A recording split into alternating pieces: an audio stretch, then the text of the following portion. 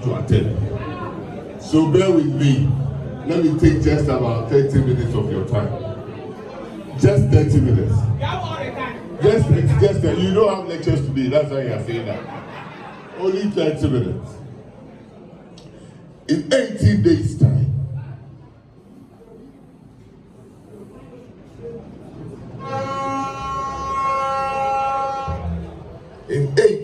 time, we'll be voting for a new president. In 18 days' time, we'll be voting for a new parliament. But the single most important message for you is that in 18 days' time, we'll be deciding your future. So when you go back to your hostel, take a piece of paper and write, in 18 days' time, what would I want my government to be doing for me? Don't say what would the government be doing you. Say, what do I want my government to be doing? Because whether you decide to vote or not to vote, whether you decide to vote for MPP, which I'm here to canvass, or vote for any other party you like, pick a piece of paper, and today, blank piece of paper, and write, what would I want my government to be doing for me? Because no matter the person who wins the election, is your government.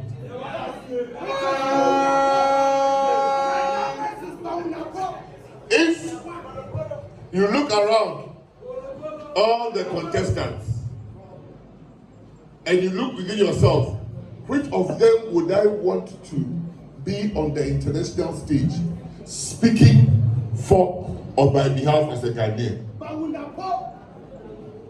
You look at all the presidential candidates and you ask yourself, which of them has the integrity to be able to lead Ghana? You look at all the presidential candidates and you ask yourself, who will be on my side? You look at all the presidential candidates and say, who can be with me for this future journey? Because it's simple. When we wake up Monday, 9th December, by this time, 9th December, the Electoral Commission will be declaring a president as a president-elect. For me, let me tell you a fact. The future doesn't belong to me. Because I am current. The future doesn't belong to Dr. Baumia because he is current. He is the one that is going to lead you into the future. So check all the presidential candidates. Take their picture. Go and look at their video posts. Look, watch them closely. Watch them closely. All of them. I think they are 30 or 30 minus 1 or something. Check all of them and ask yourself, who can be my father or who can be my mother, such that the person will think about my well-being. All elections is about your well-being. So if you decide you want the person who will open 24-hour disco because your life will be 24 hours in the disco, you have the person you're going to go for.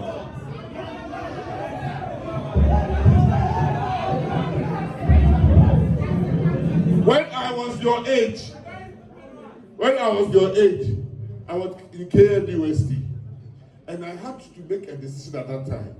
Who do I want to lead the future? I can tell you that time, it was 22 years ago. Or was it 22 years ago? 1992, 32 years ago. 32 years ago, I'm sure 90% of the people in the room here were not born. But I was in your shoes. And I was supposed to choose who I think can lead me to the future. That time there was no test score. But we formed a party, a students group for one of the parties. The party hadn't been in power before. We have only read about them in history books. But when we read their manifesto and we listened to them, and we didn't have a multiple of radio stations, though. So you have to strive for the manifesto and read for yourself. We decided that the country that can best champion the future of our youth was MPP. So I didn't stop. I struggled to become the MPP leader at that time, students leader at that time. And I was in a medical school. And we were going for lectures every day. We didn't have your day off like you do, my brother. So we were going for lectures every day. And we had to organize the party on campus. And it was not TESCOM, commitment, but with little inducement. It wasn't that way. It was MPP. We are going to work for you to make sure you come to power. Because I personally felt, when I look around all the candidates that are appearing or want to contest, none of them could be my father, except Professor Dubois. I wouldn't wish any of them to be my father. If you can't wish somebody to be your father, don't vote for that person. Simple. If you don't wish for a prosperity for yourself in future, take your vote for joke. If you have gone through UPSC, whether you like it or not, you finish within the next 3 years. So you don't care about tomorrow, joke with your vote. Because it was not always like this. Just about 8 years ago, go and look at the pictures of UPSC, if you had it. 8 years ago. And go and look at the pictures of UPSC now. All I want to tell you is that leadership matters. And it is not 5 people who. Leadership what matters. It is the person who is the leader who will change and better your future. It is not you. It is not all MPP people who are coming to rescue you. But it is who that person is. So if you hear that somebody said that, I don't care about students going to secondary school. And I'm not joking. Go and look at the educational sector report 2015 or 2012. You Google, you'll find it. In black and white, NDC said the secondary education is for only rich men. They don't believe that poor people to go to secondary school. And don't say 2012, the person who signed that report is still alive. Yesterday, I met her at a funeral. Betty Moldusu, he was the education minister. And when they produced that report, they said, so what will happen to poor people? They said we should go and test all their parents to see if their parents can pay or cannot pay. Isn't there? What about if you test and their parents cannot see? What would you do for them? You know what President Mama said? He said, I'll let them work whilst in school, secondary school. I'm not talking about university.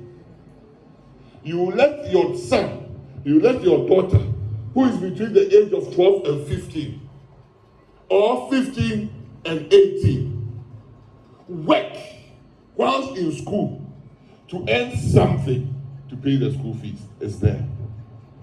So if somebody read it and decided that the future of the country is not safe under NDC, you will also have to read and listen to what they are saying now to see whether the future of the country is safe under NDC.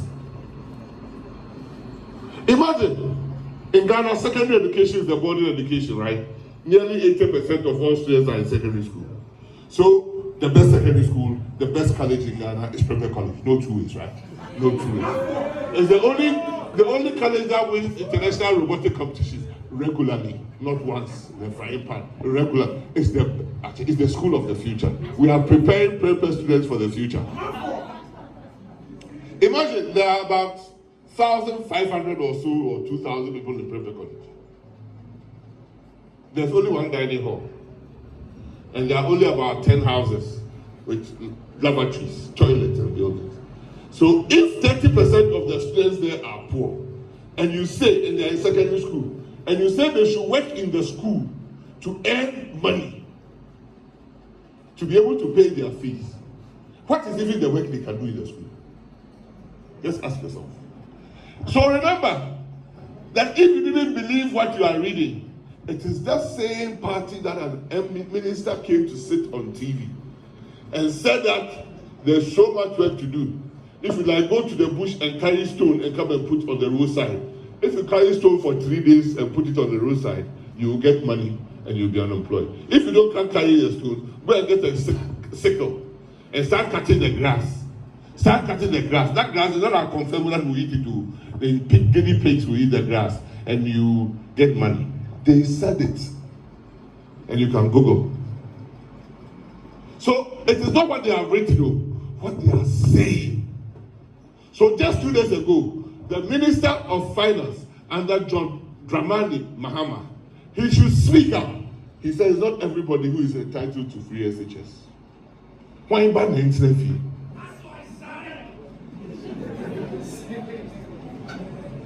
Why ban the internet fee? But the story is even more difficult.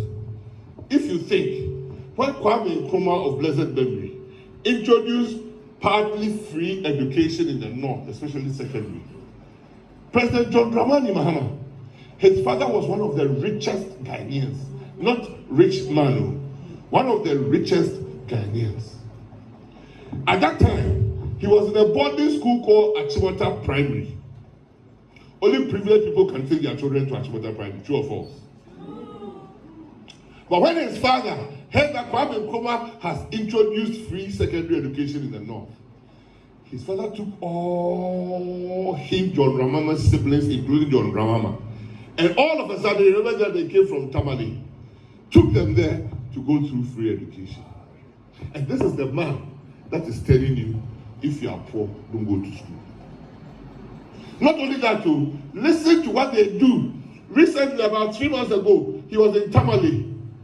He said Tamale people are giving birth left, right, and center, and that is why there is poverty. He even thinks that when you are poor, you shouldn't give birth. Because, again, 2001 to 2008, all the people here, I call most of them Kufuor babies. And this is the reason. That is when President Kufuor introduced free maternal care. Before free maternal care, children or mothers will go to hospital to go and give birth. And if you didn't have money, you stayed in the hospital. They refused to let you go home with your baby and yourself. Till your family, they go and sell something and come and take you from hospital. And then President Kufuor introduced free maternal care. As soon as President John Dramani Mahama became the Vice President of the Republic of Ghana, under President Mills, the first thing they cancelled was free maternal care. The next thing they cancelled was national health insurance. So even when you are poor, you should not be able to get access to health care. That's what they told you. Then to make it worse, before President Mahama, before President Kufuor came, every child, when you're going to public school, it was called a shift system. You go 8 in the morning, you close at 12. Some come and start at 1 and close at 4. 4 hours of education in a day. That is what they offered. And if you are going to school, you became a power because your table and chair was on your head. Don't believe that it didn't happen. No. You find it incredible that it happened, but it was in Ghana. When President Kufuor came, he introduced school capitation grant in schools, and they stopped charging, and introduced school feeding because he felt that some children were from poor homes. Between 4 years, after 4 years of that policy, 4 years, the parity, the gender parity in basic schools was 1-to-1. Equal number of boys and girls were now going to school. Because for the poor family, if he has 5 kids, he will check, this is the first newborn, you can go to school. This is the girl, let's prepare her for marriage. That is a simple choice. Because there's no money. Not everybody can go to school. This is the 4th one. He's very, very smart. But he's devilish. He's devilish. Stay home. This is the firstborn. He's nice. I'll name him after myself. You go to school. That was the educational lotteries the poor people had to go through. So you see, most families, it will be only one person who will be educated. And I believe in the Bible, and I believe that in every family, God creates the game changer. And if you miss that opportunity of the game changer, that family is finished. But even before that family, the game changer emerges, life's decision has been made not in his or her favor. So before 2016, 80% of the best schools in the Ghana, basic, that's the top 55 schools, right? That is called category A schools. 80 to 90% of those who went to those category A schools all had private education. So listen, just 3 days ago, I heard Ghana National Association of Private Schools are telling us that they are going to court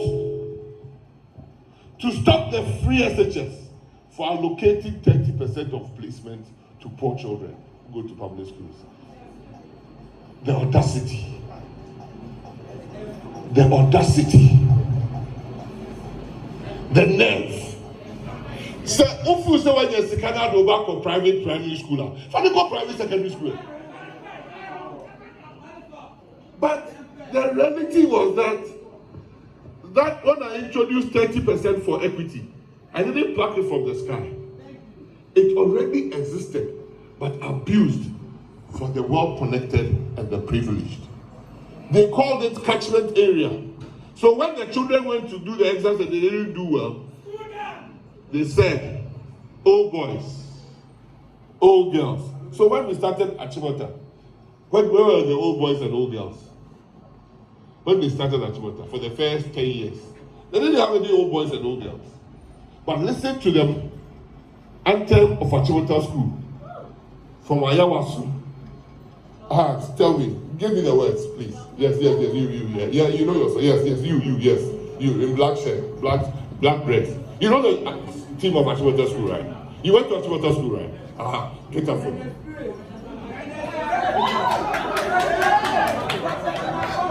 I think from where? Listen, from Gambaga to Accra, from Riaso to Kita. We are brothers and our mothers. You know, at that time, when it was long vacation, thank you. I'll give you a present. I'll give you a present.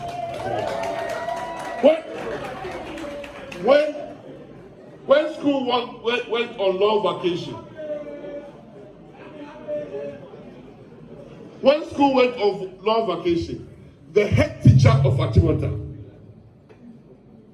was mandated to travel around the whole country in search of not rich students, but brilliant minds, and bring them to Achimota.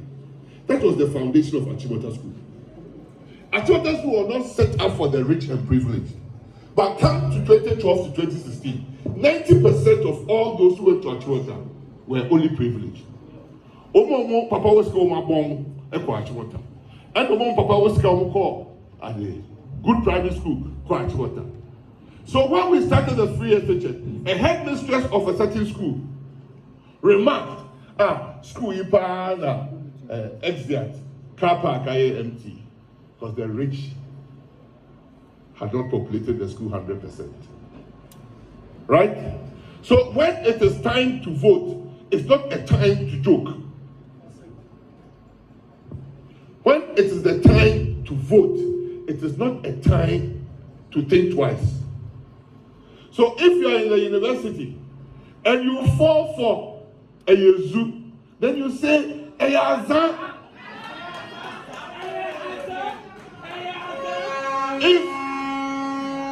If you see anybody wearing NDC t-shirt on this campus, pray for the person.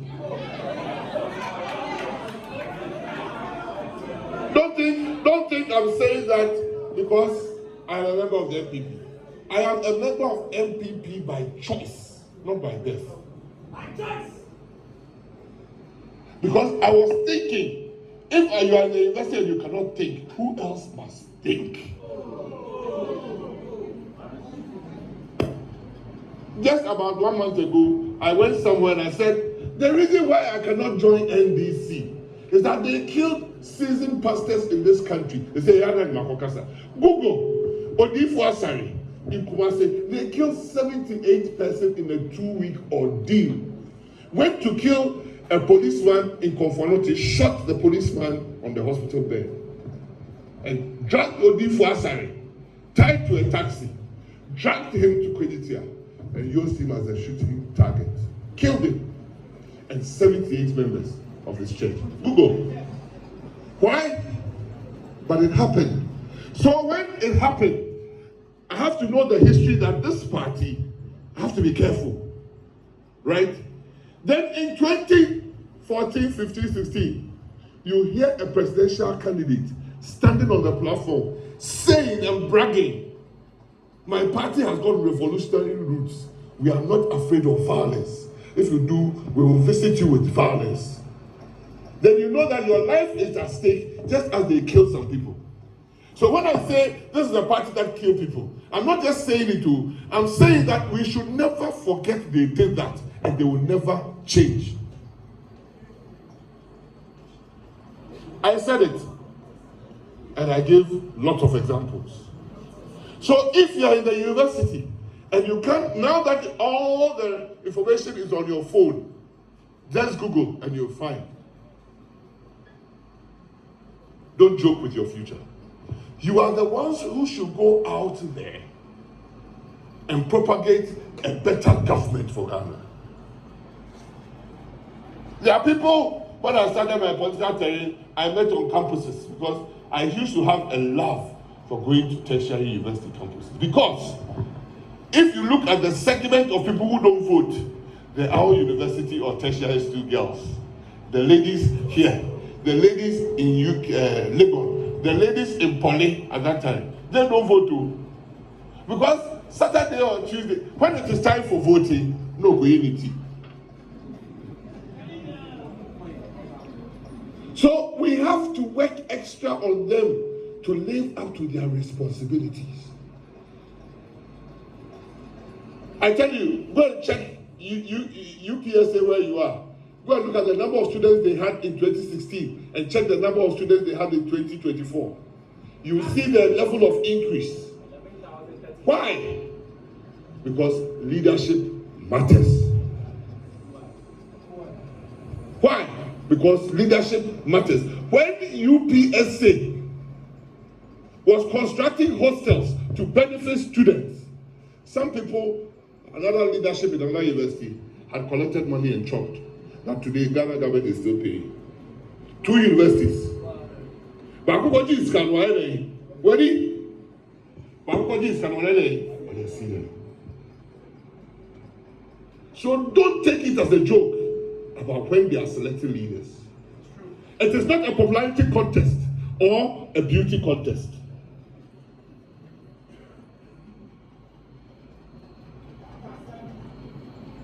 It is for somebody who is going to take decisions on your future. So, when I became Minister of Education, the total number of students in secondary school were about 800,000. Of that 800,000, I tell you, a third will not finish school. Go again to check Google. Every year, the Conference of Head of Assistant Secondary Schools in the North, CHAS, will close secondary schools for about 3 months because government has not brought subvention.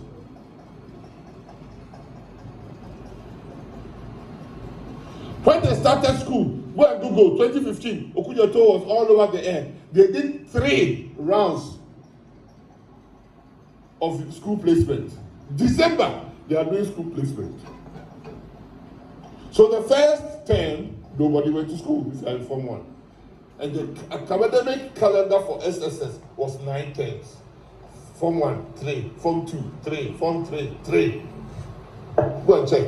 If you see, if your leadership is bad, everything is bad. So first term, they didn't go to school. And when they finished final year, they started WASI in January, February. So they missed second term and they missed third term.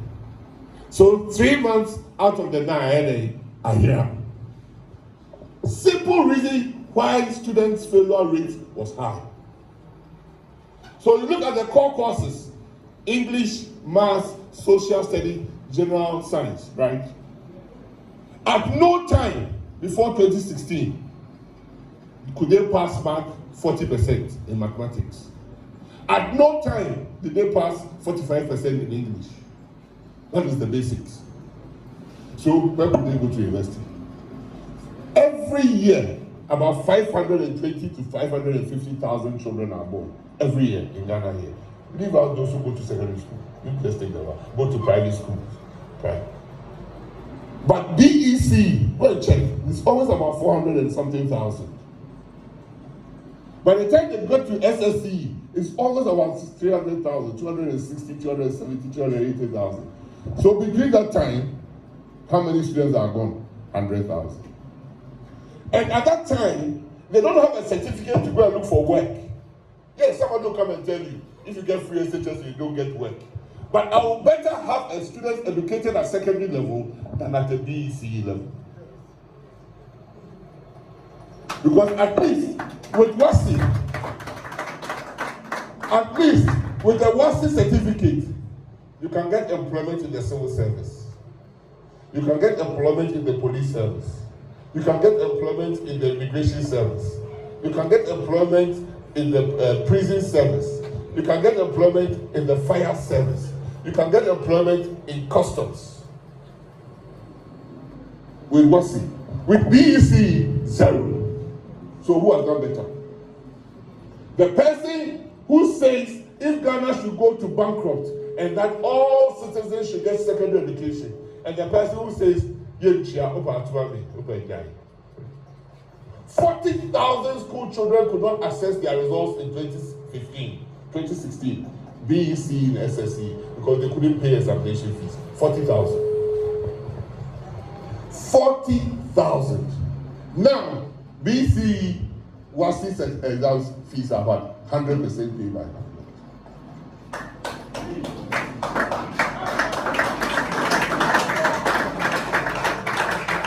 The best WASI results